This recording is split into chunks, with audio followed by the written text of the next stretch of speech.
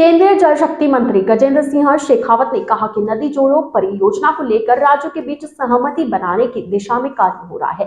15 link projects की DPR बनाकर राज्यों को भेजी जा चुकी है। मध्य प्रदेश और उत्तर प्रदेश के बीच केन व बेतवा नदी को जोड़ने के लिए समझौता हो चुका है, जिस पर जल्द कार्य प्रारंभ होगा। मंत्री शेखावत रविवार को भारत सरकार के सूचना एवं प्रसारण मंत्रालय के सौजन्य से विकसित भारत यात्रा की गतिविधियों से रूबरू होने के लिए असम पत्रकारों के दल से बातचीत कर रहे थे। नदी जोड़ो परियोजना की चर्चा करते हुए केंद्रीय मंत्री ने कहा कि देश के 15-16% हिस्से में हर साल बाढ़ आती है और इतने ही हिस्से में सूखा पड़ा रहता है। स्वर्गीय अटल जी का सपना था कि हमें नदियों को जोड़कर एक ग्रिड बनाना चाहिए। इस दिशा में कमेटी बनी थी जिसमें इंटर बेसिन ट्रांसफर यानी जहां ज्यादा पानी है वहां से कम जल वाले क्षेत्र में पानी पहुंचाया जाए।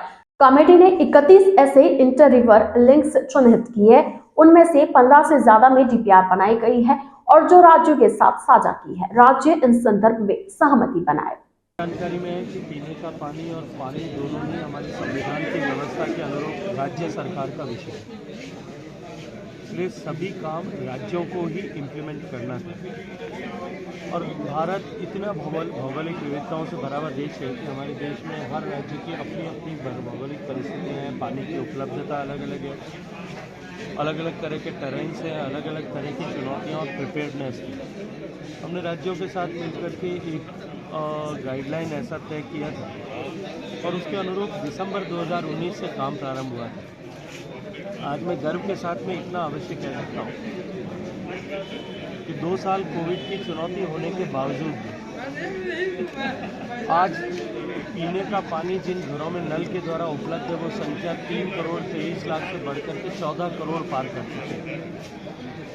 और भारत में जो 16% घरों तक पीने का पानी पहुंचता था वो आज 72.5% घरों तक पहुंचने लगा है। शेष बचे हुए प्रदेशों में भी निश्चित रूप से बहुत तेज गति से काम हो रहा है। राजस्थान के परिप्रेक्ष्य में यदि मैं बात करूं तो राजस्थान को सर्वाधिक बजटीय संसाधन उपलब्ध कराए गए थे और राजस्थान में जब काम शुरू हुआ था तब हम 12% के कगार पर थे, लेकिन दुर्भाग्य से जिस तरह की प्रगति राजस्थान में होनी चाहिए वो पिछले 5 साल में न हो पाने के चलते हुए आज राजस्थान प्रगति के दृष्टिकोण से नीचे के तीसरे पायदान पर है। अभी क्योंकि राजस्थान में सरकार बदली है और प्राथमिकता सरकार की होनी चाहिए कि हम पीने के पानी को यथाशीघ्र उपलब्ध कराएं।